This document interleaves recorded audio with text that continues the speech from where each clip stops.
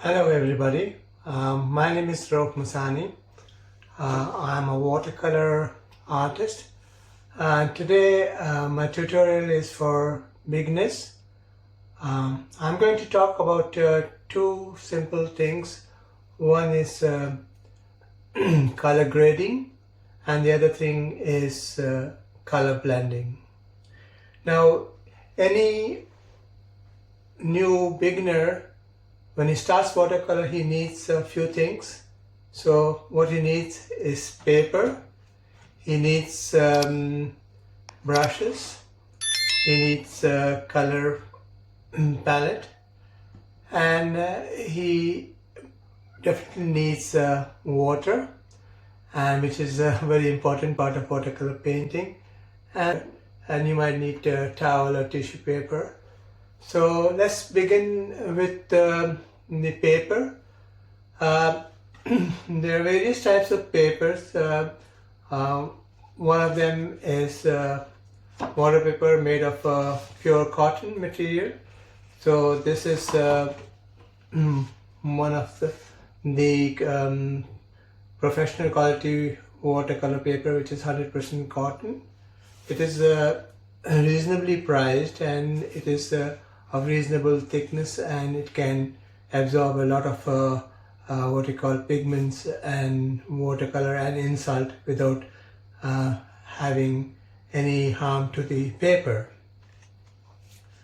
This is another watercolor paper, which is Chinese made watercolor paper. I cannot pronounce the name, but it is Wuhang, and this is pure cotton watercolor paper. It is 300 grams per square meter.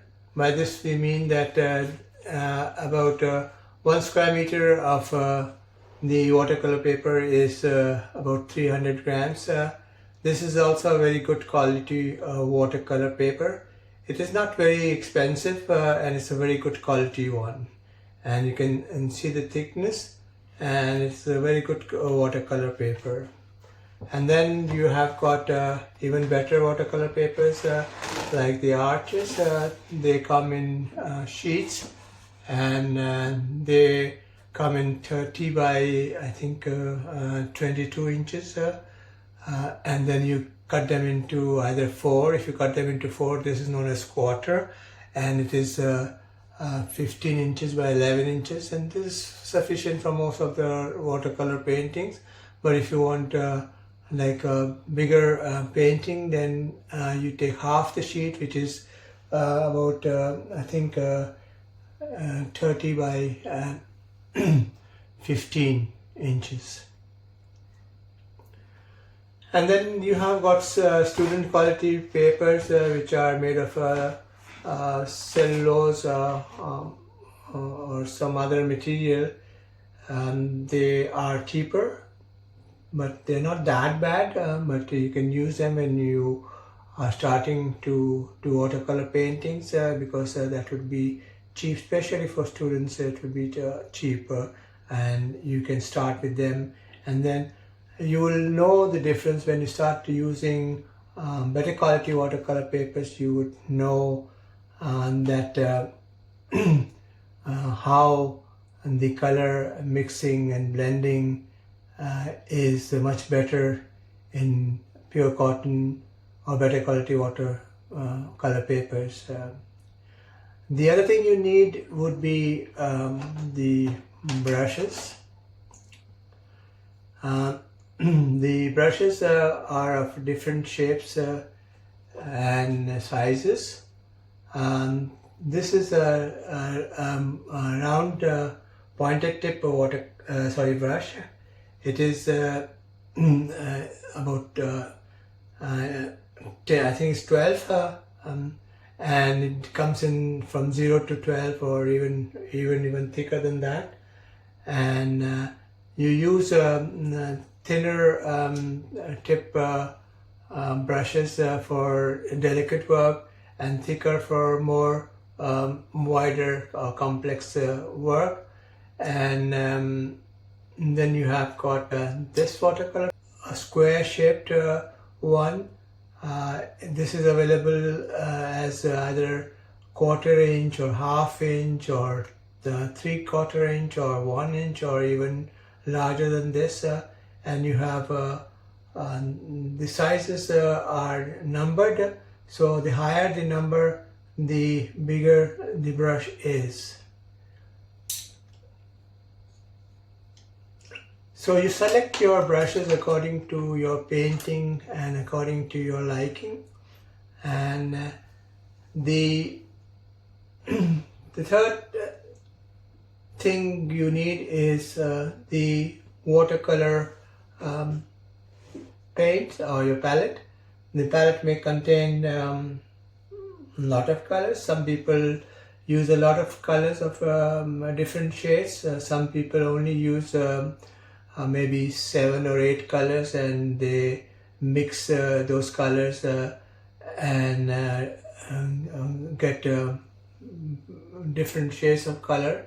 Like you need to, the primary 3 colors are red, yellow and blue, and by mixing those 3 colors you can get all the different shades of watercolors. Now regarding this watercolor pigments, what are these watercolor pigments?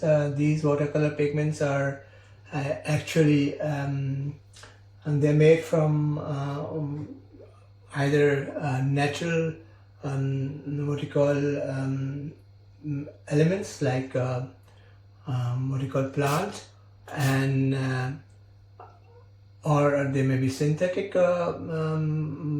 pigments which are derived or made from chemical mixing together, and so they are the natural watercolor pigments, or they are derived or synthetic natural watercolor pigments.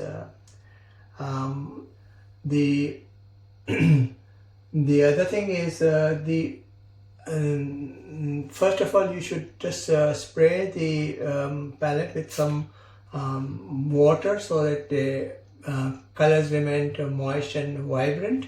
And the other aspect of this watercolor what you call pigments is that they can either be transparent or they can be opaque. Now what you mean by transparent watercolors?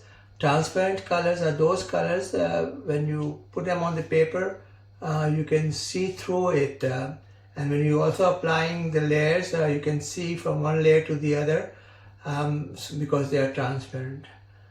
But there are certain watercolors which are opaque, so if you apply on them you cannot see the paper behind it if you apply a deep coat of it, and so they are opaque, and you cannot see the other color. If you apply another color on top of it you will not be able to see the first color. So these are opaque watercolor watercolors. Then the watercolors either they are the ones that would be permanent or the ones that can be what you call they will fade with time. Most of the watercolors they are not permanent. They usually fade with time. They get lighter. Whenever you apply a watercolor coat it looks much darker. It looks about 30-40% darker initially, and when it dries it becomes lighter. So you have to always keep that in mind, that the colors will get lighter. So if you apply slightly brighter or darker colors, they will eventually get lighter when they dry up. So this was something very basic about the paints. Yes, the pigments. Now these pigments these pigments are a combination of natural pigments. There are thousands of pigments which are either glued or blended with a binder. The binder is a substance that blends these pigments, and when you apply these what you call watercolors on the paper with some water, you can see the disperse and create a various patterns which is the beauty and magic of watercolor. Now coming to the what you call grading of watercolor, the first thing you have to do is you dip your brush in the water because the bristles may be hard initially, so you just make it soft. And say I'm taking an ultramarine blue.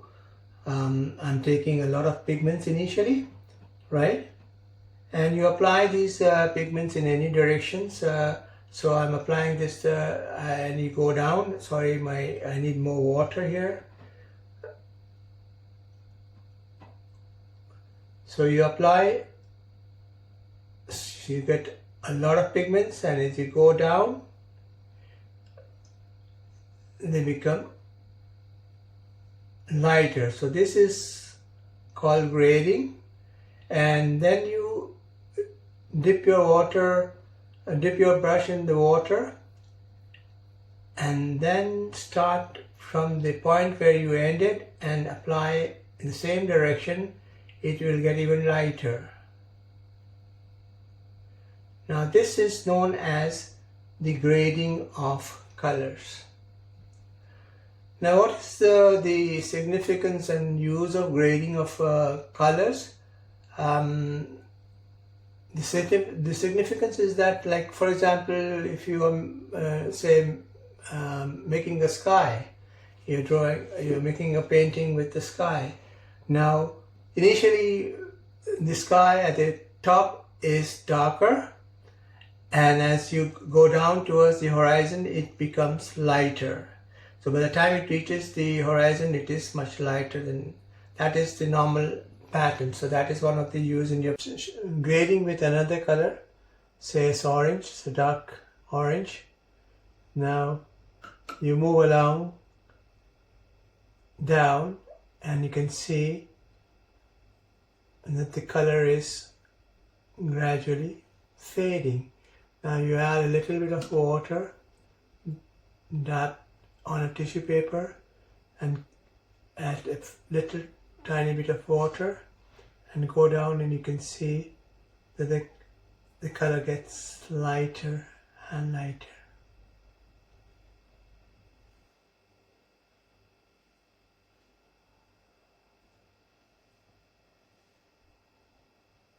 Now this is called grading of colors. Now what is the purpose of grading? The purpose of grading is, number one, when you're doing a sky, you know that the sky at the top might be much darker, right? And as you go down, it gets lighter and lighter. Sorry, I have got two colors mixed here, so I'll just clean my brush first.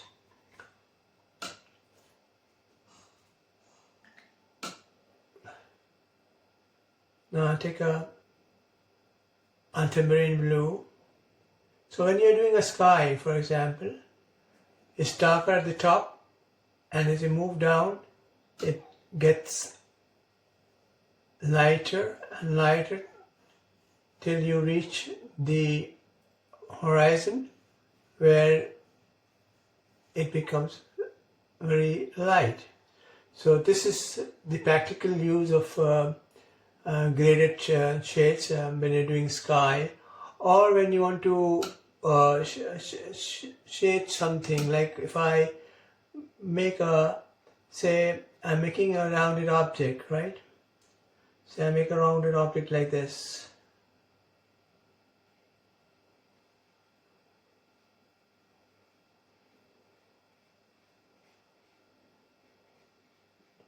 And this is a rounded object. Now if I apply darker pigments at this side, see,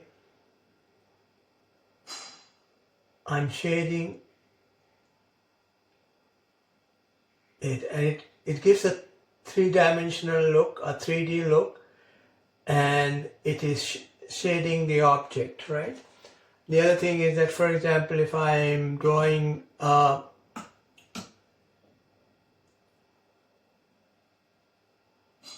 say it is some sort of a stone or rock, right?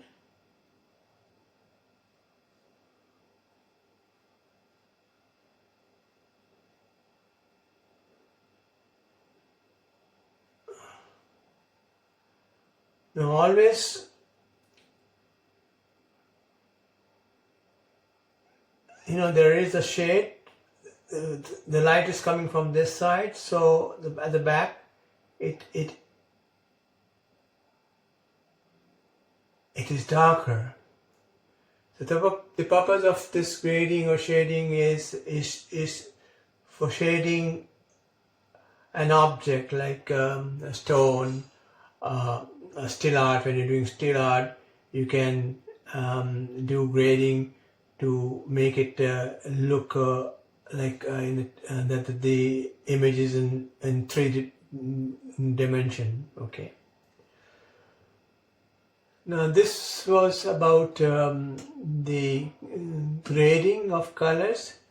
Now the other thing is about color blending. So let's do color blending. Now I take, for example, I take an orange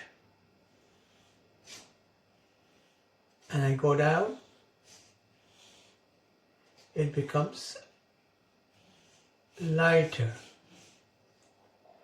Now I take another color which is maybe a darker color like Payne's gray.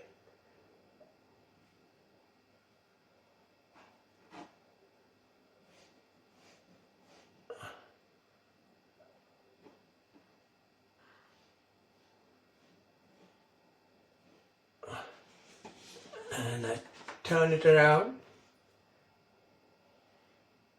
and move down. You can see that the color is getting lighter. If I put more water to it, it will get even lighter. And then I will try to blend with the other color.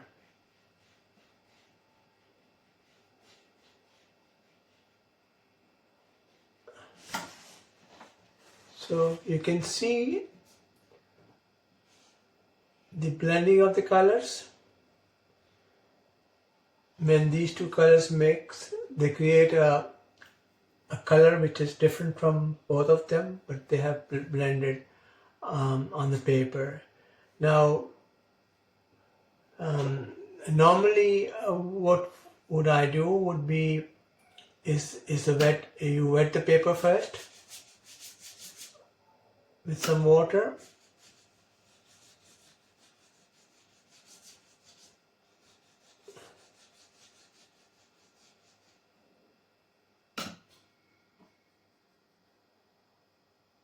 And then blend it and let the color mix together.